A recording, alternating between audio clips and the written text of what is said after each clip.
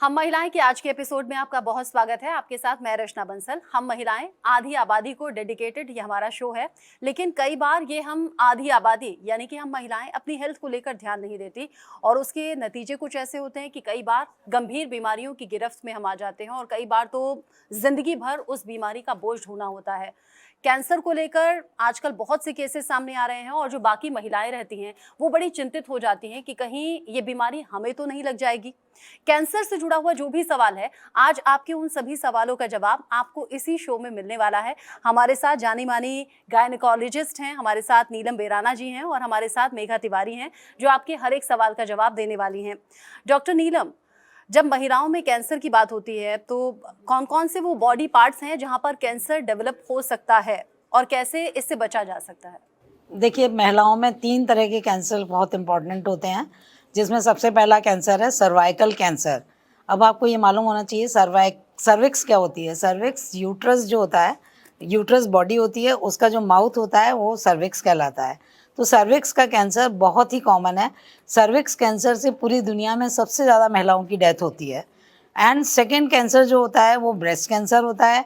Breast cancer भी आजकल बहुत ज़्यादा इम्पॉर्टेंट हो गया है, क्योंकि ऑलमोस्ट अब ये आजकल जो ट्रेंड चल रहा है उसमें ब्रेस्ट कैंसर भी ऑलमोस्ट सर्वाइकल कैंसर के बराबर ही आता जा रहा है। और ये भी अगर अर्ली डायग्नोसिस नहीं करते हैं तो इससे भी महिलाओं की डेथ तक हो सकती है। तीसरा कैंसर होता है ओवेरियन कैंसर, जो कि महिलाओं को बहुत लेट मालूम पड़ पाता है, और जब भी मालूम पड़ता है तो इमीडिएट हमें उसका ट्रीटमेंट कराना चाहिए। ये 3 तरह के कैंसर्स महिलाओं में यूजुअली पाए जाते हैं। डॉक्टर मेघा, जब तक कैंसर मालूम होता है तब तक कई बार कहते हैं कि बहुत चीज़ें आगे निकल चुकी होती हैं। कैसे मालूम होगा कि हेल्दी दिखने वाले शरीर में कैंसर डेवलप हो चुका है? इसके सिम्टम्स कब से दिखाई देते हैं? अब हम कैंसर जो महिलाओं में बात कर रहे हैं, क्योंकि जैसे मैडम ने बताया है विभिन्न तरह के होते हैं और हर कैंसर का प्रेजेंटेशन डिफरेंट होता है। अब जब हम जनता को बताना चाह रहे हैं तो वी वांट टू नो कि कौन सा कैंसर प्रिवेंटेबल है, कौन सा कैंसर स्क्रीनिंग करने से, मतलब सिम्टम आने से पहले या कैंसर प्रेजेंट होने से पहले हम इसका होना रोक सकते हैं। तो अगर हम शुरुआत करें, जो मोस्ट कॉमन कैंसर है that is cervical cancer. Unfortunately India इसका 1/4 of the global burden share करता है। व्हेन वी आर टॉकिंग कि जब सर्वाइकल कैंसर है, जैसे मैडम ने बताया, बच्चेदानी का मुख का जो कैंसर होता है, fortunately there are screening ways. मतलब जब कैंसर अभी हुआ नहीं है उससे पहले एडवाइजेबल रहता है कि हमें वो स्क्रीनिंग प्रोसेस से जाना चाहिए। And every sexually active female को ये स्क्रीनिंग प्रोसेस से जाना चाहिए। इसके विभिन्न प्रकार के स्क्रीनिंग प्रोसेसेस होते हैं।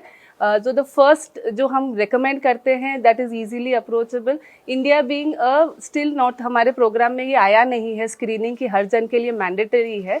तो India still being a low resource setting country, और जहाँ पर बहुत सारा पॉपुलेशन एक रूरल एरिया में सेटअप है, जिनके पास अगर ये सिम्टम्स होते हैं दे डोंट नो किसको अप्रोच करना है, और अप्रोच करना है भी कि नहीं, कि इसी के साथ रहते जाना है।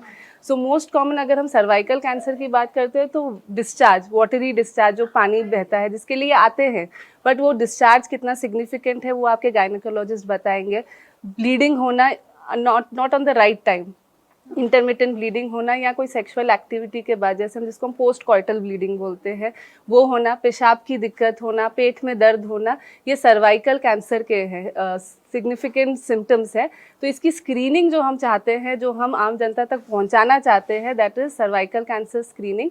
जैसे ही फीमेल एक सेक्सुअली एक्टिव होती है तो देर आर, डिपेंडिंग आपकी कितनी अप्रोचेबिलिटी है, इट इज़ एडवाइसेबल कि आप, there is a pap smear, जैसे कि जो बच्चेदानी का जो मुख होता है उसमें जो डिस्चार्ज होता है या जो रस होता है जिसको कहते हैं, उसकी हम टेस्टिंग कर सकते हैं।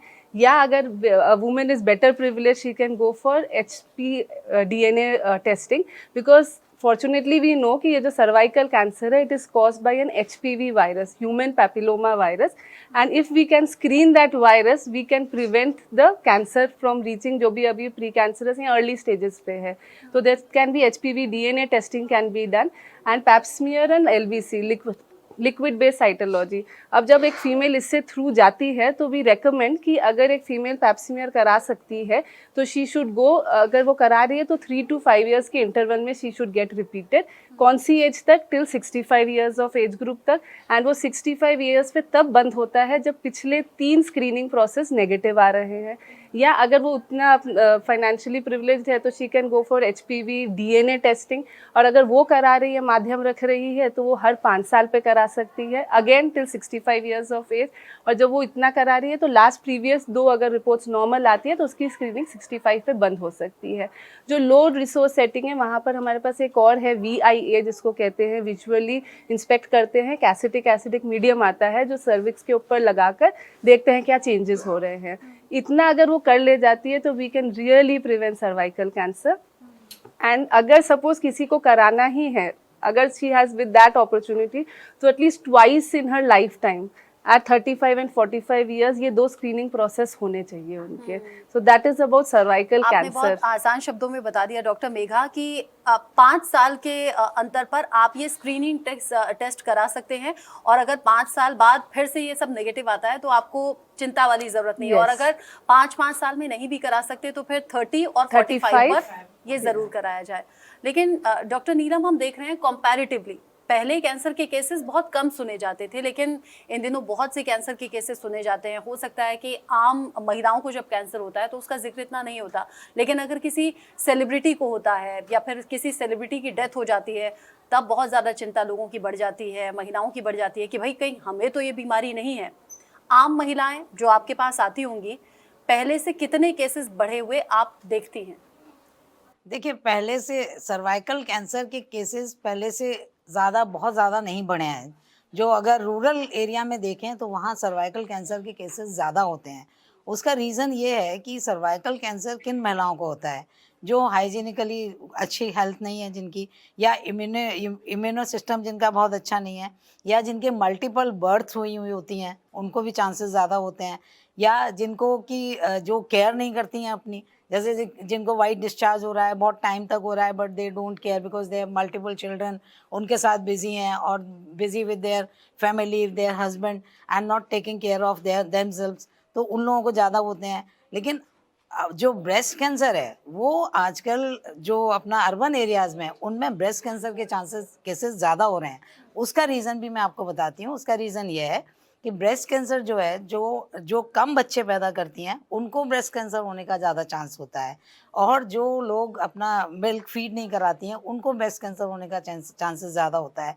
इसलिए in comparison to old days breast cancer का केसेस जो अर्बन एरियाज़ में ज़्यादा हुआ है, विलेजेस में अभी भी सर्वाइकल कैंसर बहुत ज़्यादा हैं, लेकिन स्टिल अभी जो डाटा है उसके हिसाब से सर्वाइकल कैंसर के ही केसेस सबसे ज़्यादा हैं।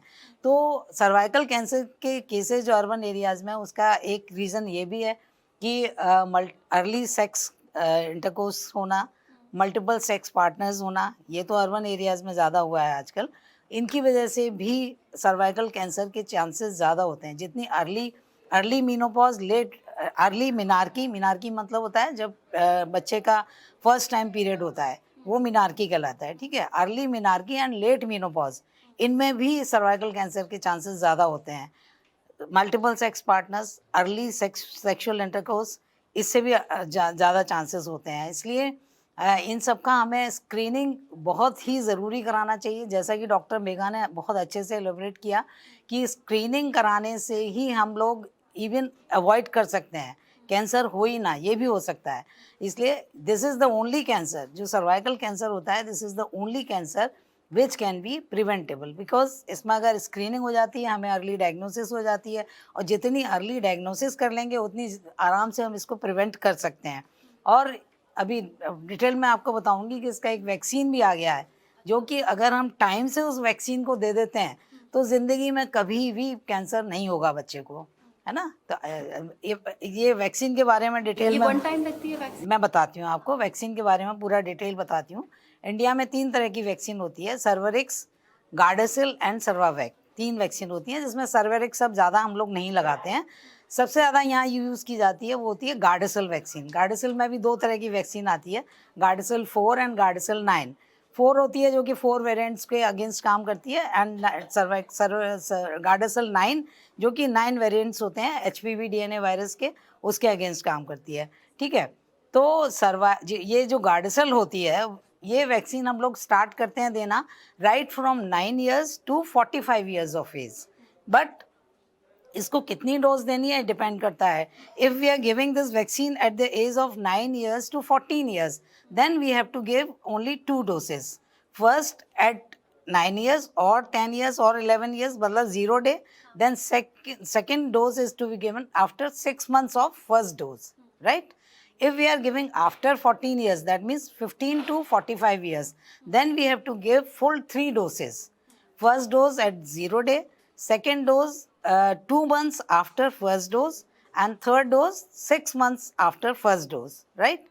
So ये तो हो गया बात गार्डासिल के बारे में. अब जो न्यू वैक्सीन अपने इंडिया में आई है दैट इज सर्वावैक. सर्वावैक जो है ये it should be given from 9 years to 20 years, but it can be given to both boys as well as girls. दोनों को अपन दे सकते हैं. तो अभी ये इसका चल रहा है काम. अगर ये स्टार्ट हो जाता है तो दिस इज़ क्वाइट पॉसिबल कि हमारी गवर्नमेंट ऑफ इंडिया में ये स्टार्ट हो जाए कि सारे ही बच्चों को 9 से 26 साल के बीच में जो बच्चे हैं उनको मेल हो या फीमेल हो दोनों को देना है, बॉयज़ एंड गर्ल्स बोथ. तो दोनों को प्रोटेक्ट कर देंगे तो बहुत ज़्यादा चांसेस हैं कि आगे आने वाले में सर्वाइकल कैंसर और लड़कों में जो भी पेनाइल कैंसर और काफ़ी कैंसर होते हैं उन सबसे निजात मिल सकता है. तो ये वैक्सीन के बारे में हुआ कि अच्छा, आपने अभी जिक्र किया कि सर्विकल कैंसर अगर अर्ली डायग्नोज हो जाती है तो फिर उसे ट्रीट किया जा सकता है, लेकिन क्या ब्रेस्ट कैंसर और ओवेरियन कैंसर में ऐसा नहीं है? ऐसा है. ब्रेस्ट कैंसर में क्या होता है कि breast cancer can also be avoided if we are vigilant. ठीक है, तो उसमें हम अगर इवन एक होता है मैनुअल एग्जामिनेशन. अगर लेडी एवरी मंथ अपने आप को ड्यूरिंग जब हर जना बाथरूम में शावर लेता है, शावर लेते समय अगर मिरर के सामने खड़े होके लेडी अगर खड़ी हो जाती है एंड इसमें 2-3 चीज़ें होती हैं. एक लुक होता है. सबसे पहले मिरर में अपना ब्रेस्ट को देखना है, कोई एबनॉर्मलिटी तो नहीं है ब्रेस्ट में. एक ब्रेस्ट अगर बहुत छोटा है, दूसरा बहुत बड़ा है, ऐसा तो नहीं है. दूसरी बात, अगर कोई एबनॉर्मल डिप्रेशन तो नहीं हो रहा है ब्रेस्ट के ऊपर, जैसे वो ऑरेंज का छिलका होता है ना उसकी तरह कोई गड्ढे गड्ढे तो नहीं हो रहे हैं ब्रेस्ट के ऊपर, ऐसा कुछ भी, मतलब इनमें से कुछ भी होता है तो immediately she has to go to doctor. Number 3, अगर जो अपना निपल होता है वो अंदर रिट्रैक्ट तो नहीं हो रहा है, या फिर कोई अल्सर वगैरह तो नहीं दिख रहा है ब्रेस्ट के ऊपर, या निपल से कोई अनयूजुअल डिस्चार्ज तो नहीं हो रहा है, जैसे कि ब्लड डिस्चार्ज वगैरह तो नहीं हो रहा है, या ये तो अपन हम लोग देख लेंगे look, we should have a look in front of mirror. We should do every month after periods, क्योंकि पीरियड्स के पहले अगर करेंगे तो कभी कभी ब्रेस्ट टेंस होता है उस समय हार्मोनल चेंजेस की वजह से. इसलिए usually we should always do after periods. Period जिस दिन बंद हो जाते हैं उस दिन अपने आप को एग्जामिन करो और उस डेट को फिक्स कर लो कि हर महीने हमें इस डेट पे करना है. ठीक है. अब दूसरी चीज़ होती है कि पैल्पिटेशन. अगर हम पैल्पेट करें पूरा breast with the tip of the fingers, तो we have to go round from the nipple and we have to see hold the breast and axillary lymph nodes also. अगर हमें कुछ पैल्पेट हो रहा है, कोई गांठ हमें महसूस होती है, तो ऐसा कुछ भी हमें दिखता है तो immediately we have to go to doctor, right. If breast cancer can be divided into 4 stages, stage 1, 2, 3, 4, जैसे कि अधिकतर कैंसर को 4 स्टेज में डिवाइड करते हैं, राइट.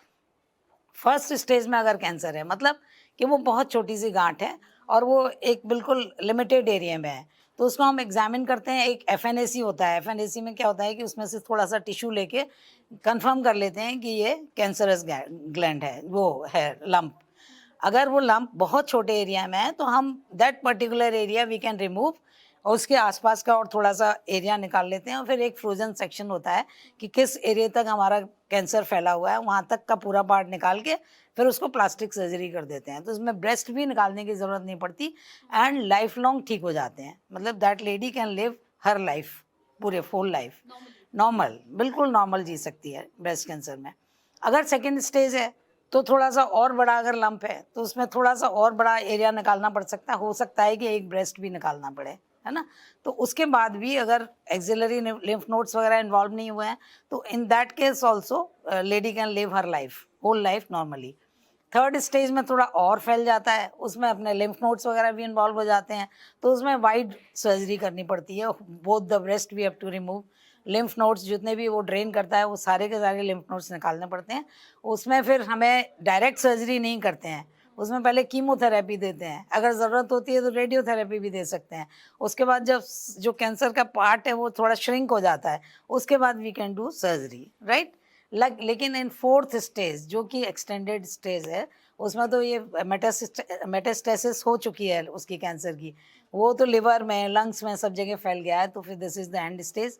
इसमें तो फिर कीमोथेरेपी, इसमें भी थोड़ा जितना लेडी को जीना है उतने टाइम उसको कीमोथेरेपी, रेडियोथेरेपी देते हैं, इसमें सर्जरी नहीं कर सकते हैं, ऑलरेडी एक्सटेंड हो चुका है। तो इसमें फिर एक्सप्लेन कर देते हैं कि 2 मंथ्स, 3 मंथ्स और 6 मंथ्स, ज़्यादा इससे बड़ा लाइफ स्पैन नहीं रहता है। फिर भी जितना जीना है उतना अपन रेडियोथेरेपी, कीमोथेरेपी देके उसके लाइफ को थोड़ा सा बेटर कर देते हैं। तो ये इट ऑल डिपेंड्स कि कितने आप अवेयर हैं उसके लिए, कितने आप अपने आप को अपने केयर कर रहे हैं। तो इसलिए every lady has to give some time for herself, है ना। नहीं तो होता यही है कि अपने लिए टाइम नहीं दे पाते हैं, बड़ा बड़ा साइज हो गया उसके बाद भी नहीं देख पा रहे हैं। अगर हम मंथली ये चेकअप कर लेंगे, इसमें हमें कहीं नहीं जाना, अगर हम अपने आप ही अपने बाथरूम में खड़े होकर अपने आप को देख लेंगे, तो हो सकता है कि हम बहुत ही अर्ली स्टेज पे हम डिटेक्ट कर लेंगे हमें कैंसर है। लेकिन मतलब एक चीज़ का ध्यान रखना चाहिए कि कोई भी कैंसर पेनफुल नहीं होता। अधिकतर लेडीज ये सोचती हैं कि पेन होगा, पेन तो है ही नहीं हमें, इसका मतलब हमें कैंसर नहीं हो सकता। दे ऑलवेज थिंक कि पेन नहीं है हमें। मैडम हमें कोई पेन नहीं है, कैंसर तो नहीं हो सकता। बट कोई कैंसर पेनफुल नहीं होता जब तक कि उसमें कोई सेकेंडरी इन्फेक्शन नहीं होगा, तब तक वो पेनफुल नहीं होता। एक चीज़ और आपको बताना चाहूँगी कि डोंट थिंक कि एवरी लम्प इज कैंसरस, है ना। कभी भी नहीं ऐसा होता, बहुत कम चांस है कि कैंसर होगा आपको। कभी कभी जो लम्प होता है उसको आपको फील हो गया, बट वो पैल्पेबल मतलब मूवेबल है, अंदर मूव कर रहा है, तो वो फाइब्रोएडिनोमा होगा, वो कैंसर नहीं होगा। but you cannot detect whether it is lump, benign or cancerous. So for that, for confirmation you have to go to doctor for confirm it. So ये बिल्कुल नहीं सोचना चाहिए कि नहीं नहीं हमें तो वेस्ट में लंप फील हो गया है, अब तो हमें कैंसर हो गया, अब तो कुछ नहीं हो सकता, ऐसा कभी नहीं होता। या ये भी नहीं सोचना चाहिए हमें पेन वेन तो है नहीं, कोई बात नहीं, आराम से दिखा लेंगे। लेकिन आपकी बात से इतना समझ आ रहा है कि महिलाएं खुद को लाइटली, अपनी हेल्थ को लाइटली बिल्कुल ना लें। बिल्कुल लाइटली लेती हैं रेगुलर चेकअप महिलाएं। बहुत ज़्यादा ज़रूरी है। अगर अर्ली डायग्नोज हो जाता है तो ट्रीटमेंट से आप हेल्दी लाइफ, अच्छी लाइफ जी भी सकते हैं, लेकिन अगर डिले करते रहेंगे तो नुकसान आपकी हेल्थ को हो सकता है। वो हाई रिस्क जोन कौन सा होता है तो एज हम का? इसलिए ब्रेस्ट पर आते हैं तो पहले ब्रेस्ट का वो 45 ईयर्स ऑनवर्ड्स है, बट 40 to 45 आपको अपना स्क्रीनिंग चालू कर, खुद सेल्फ एग्जामिनेशन। 45 ऑनवर्ड्स हम मैमोग्राफी रेकमेंड करते हैं, पर हम अगेन एंड अगेन पेशेंट को बोलते हैं खुद से मत करा के आइए, बिकॉज उसमें क्या लिखेगा एंड वो आपकी एंग्जाइटी लेवल्स को बढ़ाएगा। तो वो एक clinical examination by the doctor and mammography ना, उसके भी बहुत सारे मोडालिटीज़ है। मैमोग्राफी हम पर से पहले ही बोलते हैं करने के लिए, इसलिए क्योंकि that is the first line. अगर उससे नहीं होता है तो देर आर अल्ट्रासाउंड ब्रेस्ट कर सकते हैं, MRI ब्रेस्ट कर सकते हैं, बट दैट इज़ पेशेंट का प्रोफाइल कैसा है, इन द सेंस को वो क्या हाई रिस्क कैंडिडेट है, क्या उसको पहले से स्क्रीनिंग चालू कर देनी चाहिए, क्या उसकी एक फैमिली हिस्ट्री है, क्योंकि जो फीमेल के जो कैंसर्स है इनमें एक फैमिली हिस्ट्री बहुत मायने रखती है। ठीक है, सर्वाइकल नहीं but for the breast cancer, for ovarian cancer. तो आपकी अगर फैमिली हिस्ट्री है उस चीज़ की, देन ऑफ कोर्स फैमिली भी फर्स्ट डिग्री रिलेटिव, मतलब बहन, मदर, उनको अगर है तो इनकी स्क्रीनिंग हम जल्दी चालू कर देते हैं 25 से 35 साल के अंदर। ये आपका ब्रेस्ट कैंसर है, जिसको स्क्रीनिंग करके ऐसा देखा गया है कि अगर स्क्रीनिंग करके हम कैंसर को डिटेक्ट करते हैं तो डेफिनेटली हम अर्ली स्टेज में कर रहे हैं। और जब हम अर्ली स्टेज में करें तो पेशेंट की लॉन्गेविटी, रहने की लाइफ स्पैन भी बढ़ जाएगा। जितना आप स्टेज 2, 3, 4 के पास जाओगे उतना लाइफ स्पैन, जिसको हम 5 ईयर सर्वाइवल रेट बोलते हैं इन कैंसर, वो और कम होता जाएगा। कमिंग टू ओवेरियन कैंसर, अब ये बहुत इल्यूसिव कैंसर है, क्योंकि इसका जो मिमिक करता है ये अपने आप को सिर्फ एक ही चीज़ से कि पेशेंट को फुलनेस, मतलब मेरा पेट भरा भरा सा लग रहा है, खाना में खाकर जल्दी मेरा पेट भर जा रहा है। पेन के साथ तो ये वैसे भी पहले नहीं आते हैं, ठीक है। इनका यही प्राइमरी सिम्टम होता है जिसको ये इग्नोर करते जाते हैं, क्योंकि ये तो लेबल्ड एज कि नहीं गैस हो रही होगी या ऐसा ब्लोटिंग हो रही है। तो ओवेरियन कैंसर भी एक ऐसा है जिसको जनरली ये डॉक्टर के पास एट एडवांस स्टेज ही आता है, ठीक है। बट इसको there are so many modalities, जैसे मैडम ने बोला एवरी कैंसर अगर हम देखेंगे ना तो स्टेज 1 से 4 पर है। स्टेज 1 को जिसको डिटेक्ट करेंगे वहाँ पर 5 ईयर सर्वाइवल ज़्यादा है, क्लियरेंस कंप्लीट है, एंड आपको मिनिमल चीज़ों से गुजरना पड़ेगा। जैसे जैसे वो 4 के तरफ जाएगा वैसे वैसे कीमोथेरेपी एंड रेडियोथेरेपी बढ़ती जाएगी, और 4 तक तो इट इज़ पेलिएटिव, मतलब पेशेंट के लिए आसान लाइफ हो जाए वैसा हद तक का ट्रीटमेंट किया जाता है। और जो चौथा है एंडोमेट्रियल कैंसर, जो यूट्रस की लाइनिंग का कैंसर है, अंदर की परत का। ये मोस्टली बड़ी औरतों को पोस्ट मेनोपॉज या at an later stage 50 years उस तरफ देखा जाता है, जहाँ पर प्रेजेंटिंग फीचर ही होता है लेडी का, ब्लीडिंग इरेग्युलर पैटर्न में हो सकती है, या पीरियड्स की ब्लीडिंग ज़्यादा हो सकती है, या पीरियड्स एक बार बंद हो गए जिसको मेनोपॉज बोलते हैं, उसके बाद ये पीरियड्स फिर लेकर आ रहे हैं। तो इन सिचुएशन में हमें उनकी पहले उनका एक डायग्नोसिस बनेगा कि वेदर दे हैव, और उसके बाद उनका ट्रीटमेंट। पर endometrial cancer detected at early has a very good recovery. तो these are the 4 broad cancer that we want to discuss. इसको छोड़ के जो कभी कभी क्या होता है, फीमेल्स अपना इग्नोर करती है, जो बाहर का एक्सटर्नल जेनेटिलिया जो होता है, जिसको हम बाहर का वल्वा कहते हैं, वहाँ पर भी कभी कभी सोरनेस, मतलब उसको अनकंफर्टेबल लग रहा है, इचिंग हो रही है, ड्राइनेस हो रही है, वहाँ बाहर की परत का जो कलर है वो सफ़ेद होता जा रहा है धीरे धीरे से, तो इसको हम वल्वल कैंसर कहते हैं, जो इसका इंसिडेंस कम है, बट अगर detected at the right time उसका भी एक सोल्यूशन है। So these are the broad ways where we want to discuss कि ये कैंसर। अच्छा, ये जो वैक्सीन का जिक्र हो रहा है डॉक्टर नीलम, वैक्सीन क्या सभी कैंसर्स के लिए है या फिर पर्टिकुलर के ये सर्विकल कैंसर देखिए, के ये लिए है, ये ब्रेस्ट वैक्सीन कैंसर जो के है ना, ह्यूमन पेपिलोमा वायरस एक वायरस होता है, उससे जो भी बॉडी में कैंसर होते हैं उन सब के अगेंस्ट काम करता है। Like cervical cancer most important है जिसमें, एंड बॉयज में पेनाइल कैंसर, एंड शायद rectum cancer, oral and cancer, oral cancer, the oropharynx का cancer, there is one respiratory papillomatosis जो, और आपने एक वॉट्स सुने होंगे, वॉट्स हो जाते हैं वैसे तो जैसे उसको कि भी फ्लावर जैसे थोड़ा सा आपके प्रोजेक्शन एक्सटर्नल जेनेटिलिया में हो सकता है। एक्सटर्नल जेनेटाइले पे हो जाता है, वो भी एचपीवी वायरस से ही होता है, तो that can also be prevented. तो उसके लिए अब गार्डासिल 2 तरह का है, गार्डासिल 4 एंड गार्डासिल 9। 4 वाला 4 वेरिएंट के लिए होता है, 3, 11, 16 एंड 18, है ना। इसमें मेनली 16 एंड 18 जो होता है वो सर्वाइकल कैंसर करता है, मेनली 16 एंड 18। और जो गार्डासिल 9 आया है वो 9 वेरिएंट्स होते हैं, उसके लिए 3, 11, 16, 18, 31, 35 एंड 33, 31, 58 एंड 62 ऐसे ही है। तो ये 9 वेरिएंट है ना। तो मेन तो होते हैं हमारे 16 एंड 18 जो कि सर्वाइकल कैंसर करते हैं। बाकी जो वेरिएंट हैं जो ह्यूमन पेपिलोमा वायरस से कैंसर होते हैं, लाइक जैसे डॉक्टर मेघा ने भी बोला कि वल्वल वॉट्स वगैरह होते हैं, ओरोफेरेंजियल कैंसर होता है, ये सब कैंसर जो अगर एचपीवी वायरस से हो रहे हैं तो वो इस वैक्सीन से प्रिवेंट होंगे। बाकी और कोई कैंसर नहीं होगा जो कि ह्यूमन पेपिलोमा वायरस से नहीं हो रहा है, क्योंकि ये वैक्सीन केवल ह्यूमन पेपिलोमा वायरस के जितने भी जो मेन स्ट्रेन था उनके अगेंस्ट काम करती है। अच्छा, ये जो वैक्सीन है ये कहीं भी अवेलेबल होगी? हर किसी भी जगह हॉस्पिटल अवेलेबल में? है, हॉस्पिटल में every main hospital is having this. Middle class के लोग बड़ी फिक्र इसकी करते हैं। अगर आप बात वैक्सीन की कर रहे हैं, क्या आप कोई एक एस्टिमेट बता पाएंगे प्राइस को लेकर कि भाई ये वैक्सीन इतने की आपको मिलेगी? गार्डासिल आई थिंक 3000 अराउंड है। 3000 ज्यादा है। 9 थोड़ी सी गार्डासिल 9 इज, मैं बता रही हूँ ना, जो गार्डासिल 4 है जो 3000 के अराउंड है, बट जो गार्डासिल 9 है बाद कितने दिन तक बेफिक्र हो जाएंगे? देखिए अभी इसका ना बूस्टर का कोई वो अभी उसका वो हुआ नहीं है अभी भी, तो इसलिए हम नहीं कह सकते। अभी तो वंस लगानी है केवल, जैसे मैंने आपको बताया कि 9 to 14 ईयर्स पे 2 डोजेस लेनी है। Gardasil 4 is around 3000 and Gardasil 9 is 12,000। It is just 3 times of Gardasil 4। Cancer के लिए भी अगर आपकी हाइजीन अच्छी है, आपका लाइफस्टाइल अच्छा है, आपकी डाइट अच्छी है, तो आपका इम्यून सिस्टम अच्छा होगा, और इम्यून सिस्टम अच्छा होगा तो उससे काफ़ी चीज़ें आपको काफ़ी चीज़ों से आप बच सकते हैं। डॉक्टर नीलम, चूंकि हम शो के आखिरी पड़ाव में थे और मेरा लास्ट सवाल मेहमानों से ये होता है कि हम महिलाएं के लिए आपका संदेश क्या है महिलाओं के लिए, वो आप ऑलरेडी बहुत डिटेल में और बहुत अच्छे से दे चुकी हैं। कैसे आपको अपना रूटीन अच्छा रखना है, कैसे खान पान अच्छा रखना है और कैसे खुद की हेल्थ पर ध्यान देना है। डॉक्टर मेघा, आप भी दे दीजिए हम महिलाएं के जो व्यूअर्स हैं उनके लिए संदेश।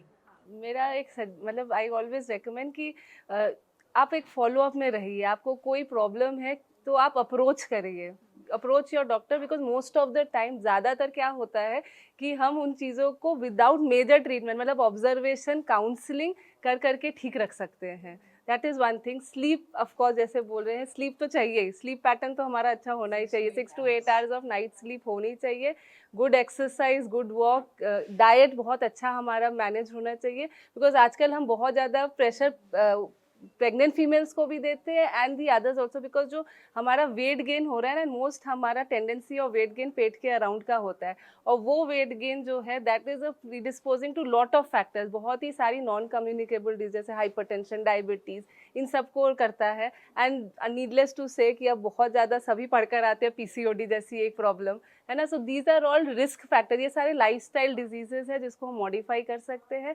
क्योंकि हम कैंसर की बात कर रहे हैं तो फिर इसे for the cervical cancer breast examination तो हमने समझ लिया, बाकी सब समझ लिया, लेकिन ये हमें पता है कि ये अगर इसको हम प्रिवेंट कर सकते हैं तो अगर सेक्सुअल एक्टिविटी भी है, it has to be used with protection, multiple sexual partners avoid करने हैं, जिसका बैरियर कॉन्ट्रासेप्शन जिसको हम कॉन्डोम्स बोलते हैं, बोथ फीमेल एंड मेल दोनों के लिए available. The girl has to protect herself because she is the one who is getting affected from these. And सिर्फ यही नहीं कॉज कराता है सर्वाइकल कैंसर, HPV का ना एक पार्ट है, it can get cleared from your body. Contrary सबको नहीं समझ आ रहा है, हमारी बॉडी का इम्यूनिटी इतना अच्छा है कि हम वो इन्फेक्शन को क्लियर कर सकते हैं, प्रोवाइडेड हमने वो केयर किया है कि नहीं, ठीक है। एंड इट इज़ ओनली एक रिपीटेड, जैसा मैडम ने बार बार बोला 16-18 repeated infection with a particular virus, वो आपको कैंसर कॉज कर रहा है, तो रेस्ट तो वॉश हो रहा है। सो वो अगर हम अपना हाइजीन मेंटेन करते हैं and good practices, we can prevent a lot of things. मुझे लगता है कैंसर से जुड़ी हुई जितनी भी महिलाओं के मन में ये सवाल थे, सवालों की लिस्ट थी, सभी का जवाब आपने बहुत अच्छे तरीके से दे दिया है। हम महिलाएं के आज के गेस्ट हमारे डॉक्टर मेघा, डॉक्टर नीलम, बहुत शुक्रिया आपका, आपने अपने कीमती वक्त दिया, आपने बिजी शेड्यूल से समय निकाला और हम महिलाएं के व्यूअर्स को कैंसर को लेकर एक बड़ी से लेकर एक छोटी से छोटी जानकारी भी आपने दी है। बहुत शुक्रिया आज शो पर आने के लिए। Thank you so much Thank for you. Having.